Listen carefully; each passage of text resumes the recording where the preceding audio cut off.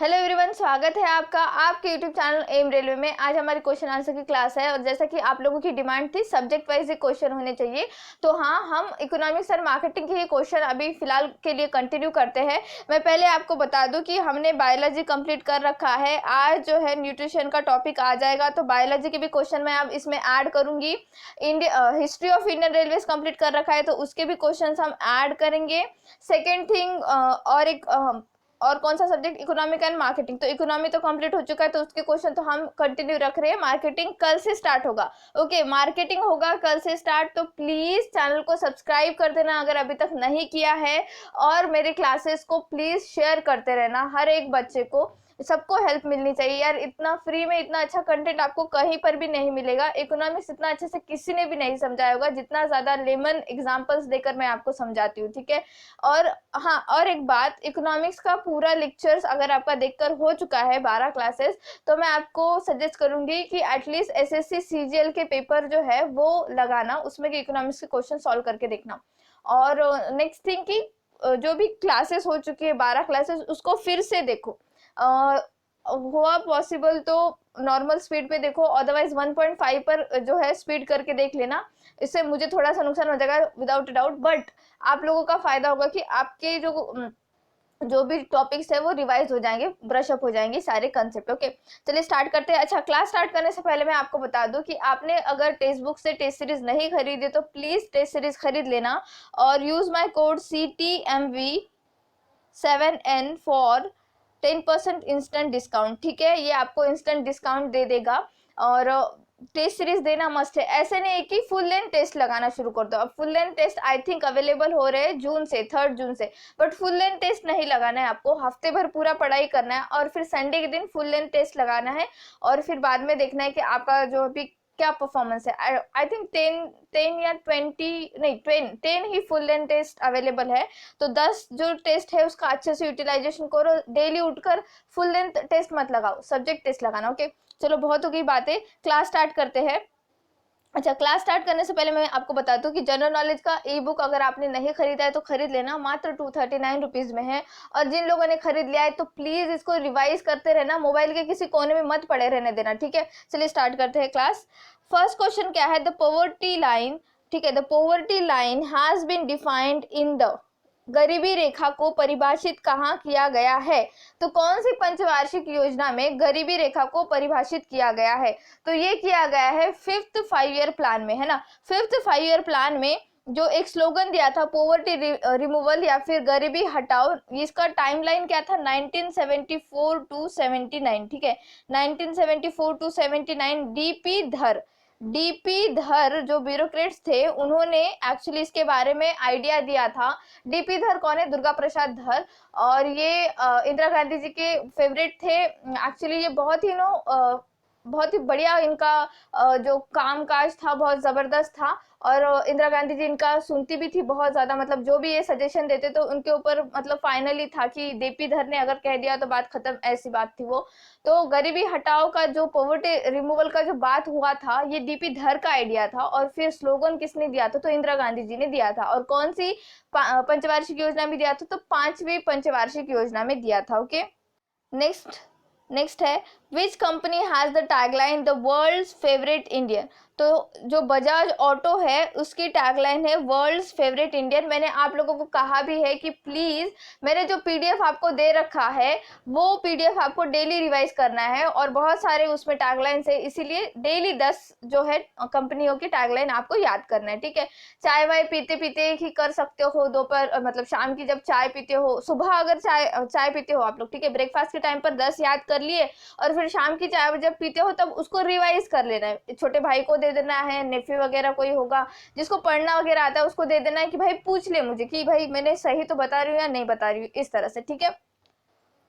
Next है, विच of the following is the largest single source of government earning from the tax revenue. निम्नलिखित में से कौन सा कर राजस्व से सरकार की आय का सबसे बड़ा एकल स्रोत है। अच्छा, देखो कॉर्पोरेट टैक्स तो एक टैक्स है जो कि सरकार को बहुत ज्यादा पैसा निकाल कर देता है, बट उससे भी ज्यादा पैसा ना एक्साइज टैक्स से आता है, उत्पाद शुल्क से आता है। तो इसका राइट आंसर क्या है? Excise tax. अच्छा, एक्साइज टैक्स को ना सिन टैक्स भी कहते हैं। सिन टैक्स, सिन मतलब क्या होता है? पाप। एक्चुअली सिन यानी देखो जो एक्साइज टैक्स होता है ना कि वो ऐसी चीजें जो एक्चुअल में नेसेसिटी नहीं है, जैसे सिगारेट। अब जो सिगारेट होता है, स्मोकिंग वगैरह, इन द सेंस कि ये तो किसी के लिए भी नेसेसरी नहीं है, फिर भी लोग क्या करते हैं, शौक के वजह से पीते हैं, तो ये इसके ऊपर टैक्स लगाया जाता है। जैसे लिकर हो गया, ठीक है, लिकर जैसे दारू वगैरह पीना, ये यार ये तो सारी क्या है, शौक वाली चीजें, बड़े लोगों की चीजें हैं, तो इसके ऊपर जो है वो टैक्स लगता है, तो इसको कहते हैं एक्साइज टैक्स, और इसी का दूसरा नाम है सिन टैक्स, ठीक है, पाप टैक्स, इस तरह से समझ लेना। मतलब इसको बोला जाता है लेमन लैंग्वेज में कि ये सिन टैक्स है, बिकॉज जो भी नेसेसरी चीजें हैं उसके ऊपर टैक्स नहीं लगता है। जैसे सीरियल्स, जो अनाज होता है उसके ऊपर टैक्स नहीं होता है, डेयरी प्रोडक्ट्स के ऊपर टैक्स नहीं होता है, जो भी रोजमर्रा की जिंदगी में चीजें लगती है हमको, उसके ऊपर टैक्स नहीं होता है, ठीक है। अच्छा, सीरियल्स के ऊपर टैक्स नहीं लगता मैम, लेकिन आपने तो कहा था कि बिस्किट के जो बिस्किट का पैकेट होता है उसके ऊपर टैक्स लगता है, तो भाई बिस्किट खाना ये नेसेसिटी तो नहीं है ना, रोटी खाना नेसेसिटी है, तो रोटी के ऊपर तो नहीं लगा रहे ना टैक्स, बिस्किट के ऊपर टैक्स लगा रहे, ये समझ लेना, ठीक है। Next, profit made when an asset is sold more than the price at which it was bought, it is called। अच्छा, ऐसा प्रॉफिट जो कि आपको कॉस्ट प्राइस से ज्यादा पैसा दे। मतलब कॉस्ट प्राइस मतलब क्या होता है कि हमने उसको उतने में खरीदा, सपोज 100 रुपीज में खरीदा, और आपने जब उसको बेचा तो वो 120 में बेचा, तो ये क्या हो गया, आपका 20 रुपीज का गेन हो गया, ठीक है। ये प्रॉफिट एंड लॉस में आपने पढ़ रखा होगा। तो यही ये बता रहा है कि जब किसी संपत्ति को उस कीमत से अधिक दाम पर बेचा जाता है जिस पर उसे खरीदा गया था, तो उस लाभ को क्या कहते हैं? तो उस लाभ को कहेंगे हम कैपिटल गेन। क्या कहेंगे हम? कैपिटल गेन या पूंजी लाभ। ये नॉर्मल क्वेश्चन था, ये ऐसी चीजें आपको आनी चाहिए, बट कभी कभी ना बच्चे इतना मतलब बचकानी हरकत कर देते हैं कि मैम आपने कभी कैपिटल गेन नहीं पढ़ाया और एग्जाम में आ गया था, तो मैंने सोचा कि भाई ये क्वेश्चन डाल ही देती हूँ मैं, इससे क्या होगा कि बच्चे कुछ कहे ना। और मुझे कभी कभी ना ऐसा लगता है यार, ग्रेजुएशन लेवल के एग्जाम है और आप लोगों के क्वेश्चन बहुत ही बचकानी होते हैं, तो थोड़ा सा मेच्योर हो जाइए, मीन कमेंट करना बंद कर दीजिए, ठीक है प्लीज। हमको अच्छा नहीं लगता है, आप लोगों को पता नहीं होगा, बट एक वीडियो बनाने के पीछे बहुत सारी मेहनत लगती है, हमारी नहीं टेक्निकल टीम की भी बहुत मेहनत लगती है, मेरे से ज्यादा टेक्निकल टीम को बहुत ज्यादा मेहनत करना पड़ता है। तो प्लीज आप लोगों को पीडीएफ मिल जाएगा, टाइम से मिल जाएगा, डोंट वरी अबाउट इट। जो इकोनॉमिक्स का पीडीएफ है, ऐसे मीन कमेंट करोगे तो अच्छा नहीं लगता है, जिसकी जो मेहनत कर रहा है उसको बहुत बुरा लगता है। हम अगर पीडीएफ नहीं देंगे तो हमारा क्या नुकसान होगा? कुछ भी नुकसान नहीं होगा, बट हम वैल्यू एडिशन करना चाहते हैं सोसाइटी में, ठीक है। कोरोना का टाइम इतना खराब चल रहा है और हम नहीं चाहते कि किसी भी बच्चे को सफर करना पड़े बिकॉज ऑफ मनी और बिकॉज ऑफ एनीथिंग, ओके। हम आपकी हेल्प करना चाहते हैं तो हमें हेल्प करने दीजिए, और किसी 2-4 बच्चों की वजह से सारे जो स्टूडेंट कम्युनिटी है उनका नुकसान मत होने दीजिए प्लीज, ठीक है। मेन कमेंट करने से पहले जान लीजिए कि I am not accountable to you, ठीक है। अकाउंटेबल का मतलब होता है कि मैं उत्तरदायी नहीं हूँ किसी के भी लिए, बिकॉज मैंने आपसे पैसे ले ही नहीं रखे, तो मैं क्यों उत्तरदायी होंगी आपको, है ना। सिंपल सी बात है, ये आपको समझना चाहिए। मुझे बात करनी थी बट चलो यहीं पर मैंने बता दिया आपको, ठीक है। नेक्स्ट क्वेश्चन है, reserve bank of India was nationalise in the year. तो देखो रिजर्व बैंक ऑफ इंडिया जो है हमारा कौन से एक्ट के तहत बना था? वो बना था आरबीआई एक्ट 1934। और इस्टेब्लिश कब हुआ था, विद द इफेक्ट में कब आया था वो? 1 अप्रैल, ठीक है, 1 अप्रैल 1935 कोलकाता में बना था, ठीक है। कहाँ बना था? कलकत्ता में बना था ये। अब इसकी ब्रांच कहाँ पर है? मुंबई महाराष्ट्र में है। और 25th गवर्नर कौन है आरबीआई के? शक्तिकांत दास जी है। और जो 4 डिप्टी गवर्नर है उनके आपको नाम याद करने हैं बच्चों, जैसे पात्रा वगैरह जितने भी अभी फिलहाल राबी जी वगैरह जो बने हैं, इनका सबका आपको नाम याद रखना है। तो यहाँ पे देखो नेशनलाइज कब हुआ था आरबीआई? 1949 में नेशनलाइज हुआ था। इसके पहले ये इंपीरियल बैंक चलाती थी आरबीआई को, ठीक है। तो मतलब आरबीआई पे किसका हक था पहले? तो इंपीरियल बैंक का हक था। अगर ट्विस्ट किया जाए क्वेश्चन तो इस तरह से ट्विस्ट करेगा, अदरवाइज इससे ज्यादा ट्विस्ट नहीं करेगा। तो याद रखना 1949 के पहले इंपीरियल बैंक जो थी इंडिया की, उसी का हक था आरबीआई पर। बाद में 1949 के बाद जैसे ही आरबीआई नेशनलाइज हुआ तो भारत सरकार के अंडर आरबीआई आ चुका है। That's it. Next question, When was the statutory powers was given to Securities and Exchange Board of India? तो सेबी जो है हमारी वो इस्टेब्लिश हुई थी 1988 में, ठीक है, सेबी इस्टेब्लिश हुई थी 1988 में, बट इसको जो स्टैट्यूटरी बॉडी का जो एक हक है, ठीक है, किसी भी एक्ट के तहत जब बॉडी बनती है तो उसको स्टैट्यूटरी बॉडी कहते हैं, ठीक है। एक भारतीय प्रतिभूति और विनिमय बोर्ड को वैधानिक अधिकार, ठीक है, वैधानिक अधिकार दिया गया था 1992 में। कब दिया गया था? 1992 में। हालांकि ये कब बना था? 1988 में। सेबी कब बना था? 1988 में। बट स्टैट्यूटरी बॉडी का अधिकार इसको कब मिला है? 1992 में। ये याद रखना है, और ये मैंने बहुत ही डिटेल में पढ़ा रखा है। अगर आपने पूरी क्लासेस देखी होगी तो क्वेश्चन आंसर वाली क्लास आपको एकदम मजा आ रहा होगा, क्योंकि देखो कैसा होता है ना कि जैसे जो भी सब्जेक्ट आपका कंप्लीट हो जाता है वो सब्जेक्ट पढ़ने में बहुत अच्छा लगता है, और अच्छा टीचर पढ़ाना चाहिए वो सब्जेक्ट, ठीक है। तो इतना हार्ड सब्जेक्ट हम आपको एकदम आसानी से पढ़ा चुके हैं।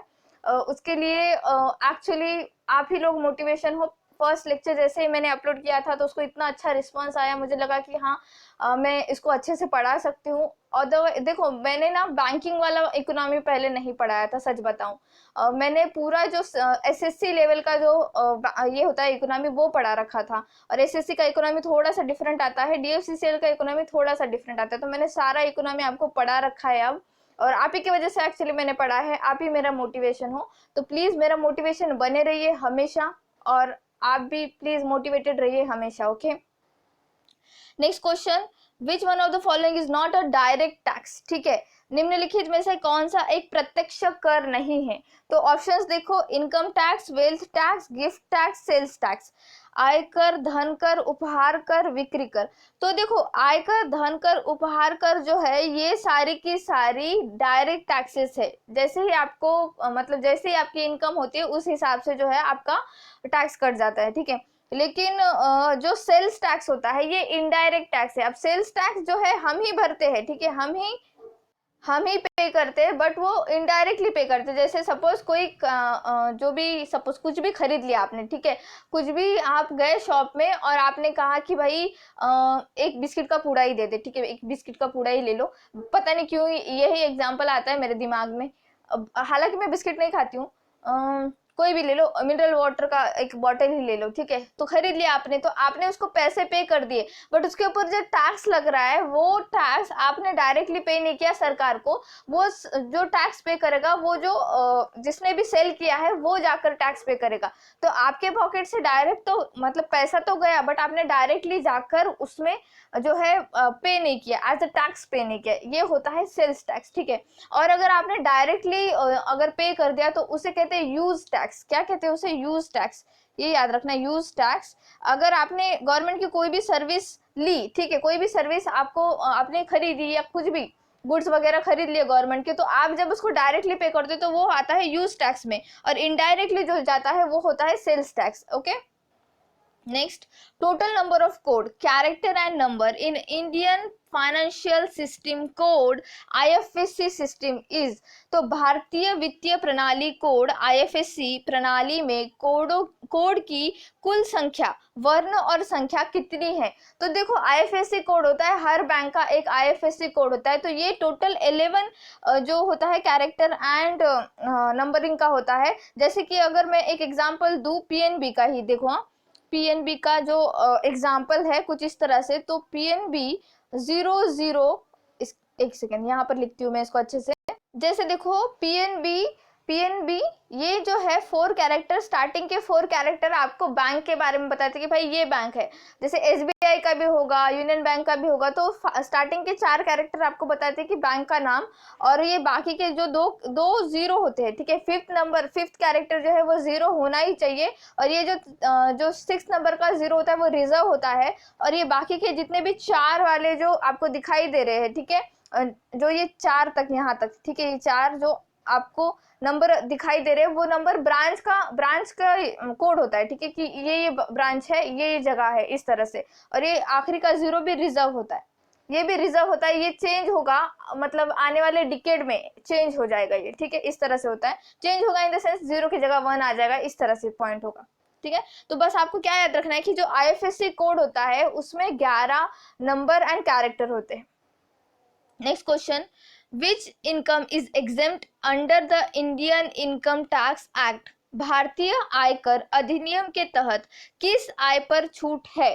तो जैसे कि ऑप्शंस देखते हैं, agriculture income, industrial income, company income, NGO income.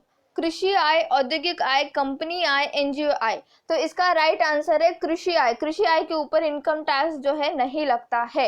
As I से अर्लियर कि भाई जो रोजमर्रा की चीजें हैं, जो नेसेसिटी चीजें हैं, उसके ऊपर गवर्नमेंट टैक्स नहीं लगाती है। तो सेम यहाँ पर वही है कि एग्रीकल्चर का जो भी इनकम हो रहा है, जितना भी अनाज वगैरह का, तो उसके ऊपर कोई टैक्स नहीं होता है। ठीक है, कृषि आय।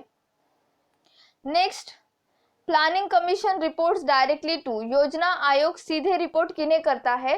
तो प्लानिंग कमीशन सीधे रिपोर्ट किसको करता है? प्राइम मिनिस्टर को करता है। अब प्लानिंग कमीशन नहीं रहा, अब बन गया नीति आयोग। अच्छा, प्लानिंग कमीशन कब बना था? मैंने आपको बता रखा है, प्लानिंग कमीशन बना था 1950 को।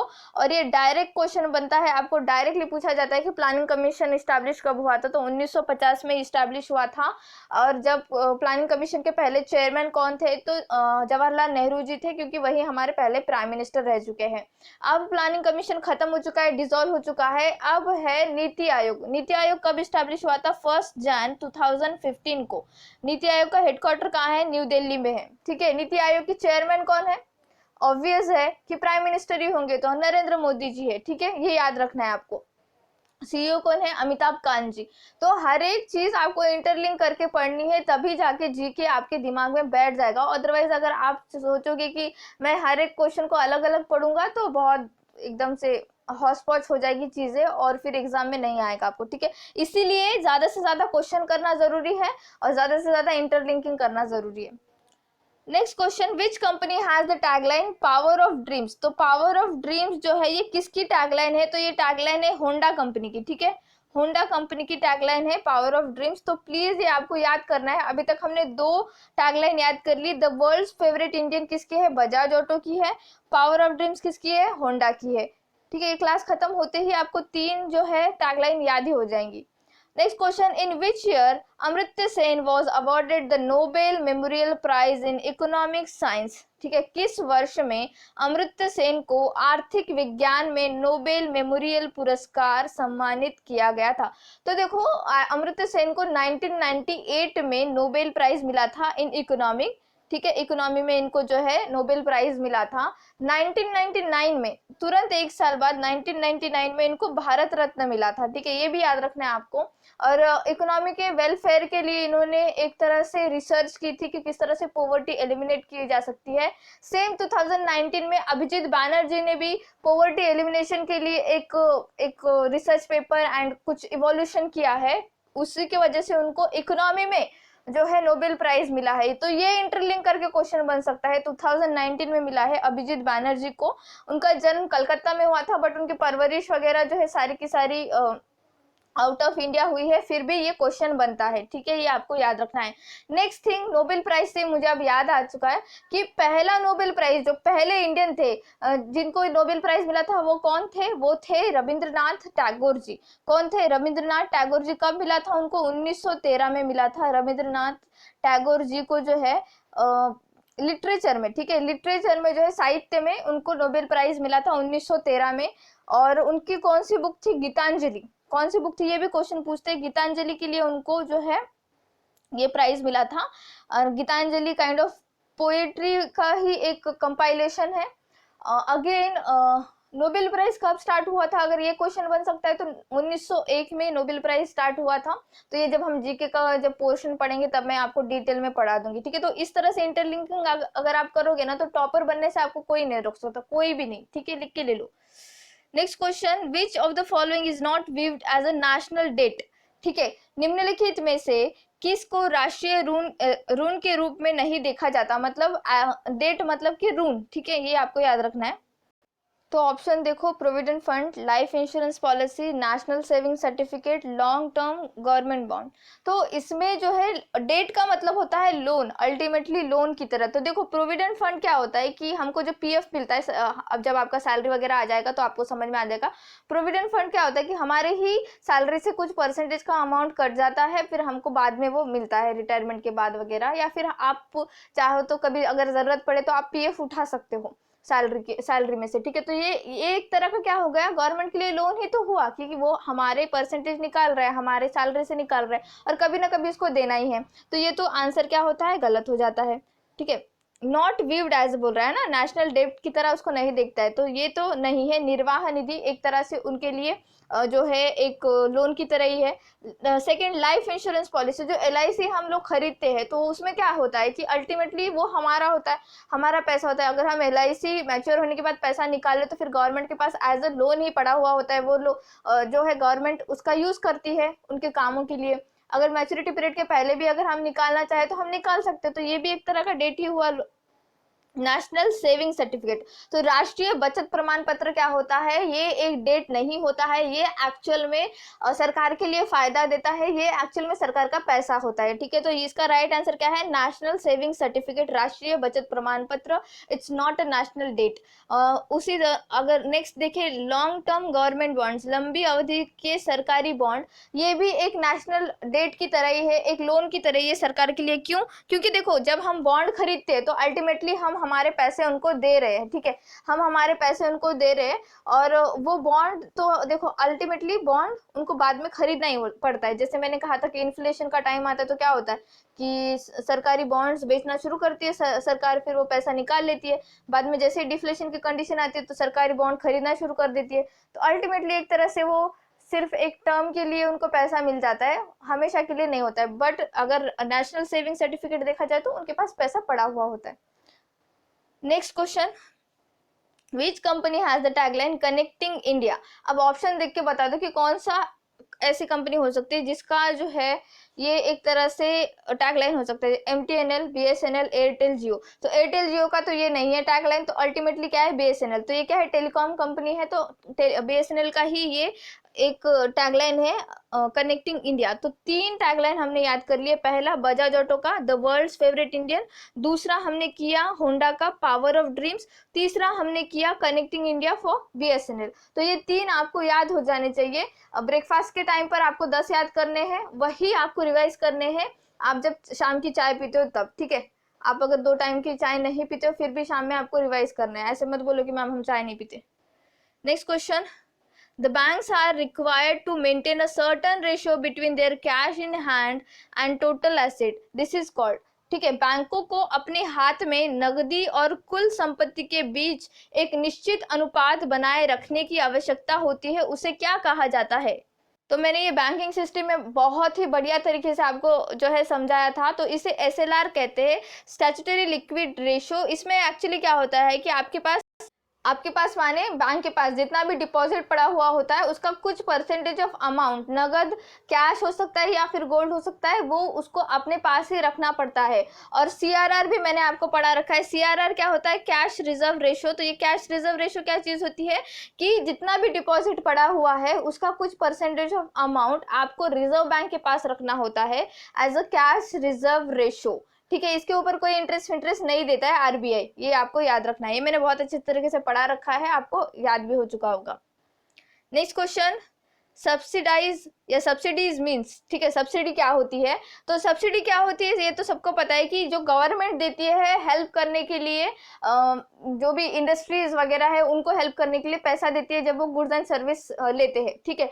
तो इसका सही आंसर क्या होगा, payment made by the government to business enterprise without buying any goods and services, ठीक है, जो एंटरप्राइजेस को दिया जाता है गवर्नमेंट के द्वारा। अब सब्सिडीज देने का काम क्यों करती है गवर्नमेंट, आपने कभी सोचा होगा कि क्यों सब्सिडीज देती है यार, मतलब खुद के ही अकाउंट से पैसे निकालकर, खुद के ही जेब से पैसे निकालकर क्यों देती है। तो अल्टीमेटली अगर सोचो कोई कंपनी है, अगर उसको कभी भी सब्सिडीज नहीं मिलेगी, ठीक है, तो अगर जैसे कि कोरोना टाइम में हम अगर जो भी नॉर्मल कंपनियां हैं उनको अगर सब्सिडी नहीं देंगे तो वो रोजगार कैसे जनरेट करेंगे।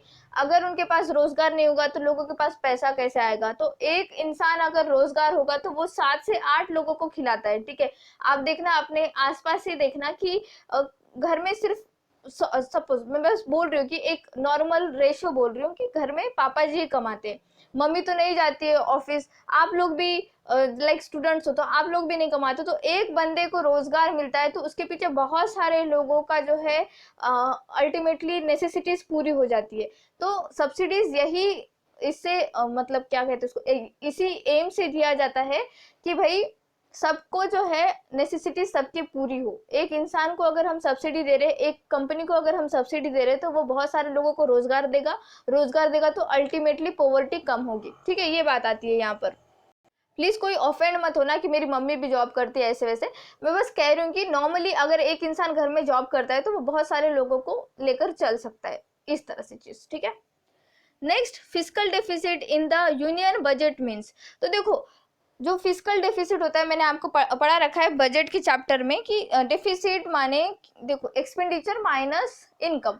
तो जो फिस्कल डिफिसिट है आपका वो होता है the difference between current expenditure and current revenue, वर्तमान व्यय और वर्तमान राजस्व के बीच का अंतर। आपको ये फिस्कल डेफिसिट क्या बताता है, आपने कितना बोरो किया है मनी, मतलब आपने कितना खर्चा किया है, आपका टोटल कितना खर्चा है और आपकी टोटल कितनी इनकम है, जो भी पैसा आ रहा है बच रहा है ये आपने बोरो किया हुआ है। ठीक है, ये आपने बोरो किया हुआ है, मतलब सोचो आपका 150 रुपये खर्चा है और आपकी आय जो है वो 100 रुपीज है, तो मतलब जो 50 रुपये डिफरेंस आ रहा है ये आपने किसी से तो उधारी लिए है। तो फिस्कल डेफिसिट आपकी उधारी बताता है। उधारी किसकी, मतलब सरकार की उधारी बताता है, सरकार की बोरोइंग बताता है।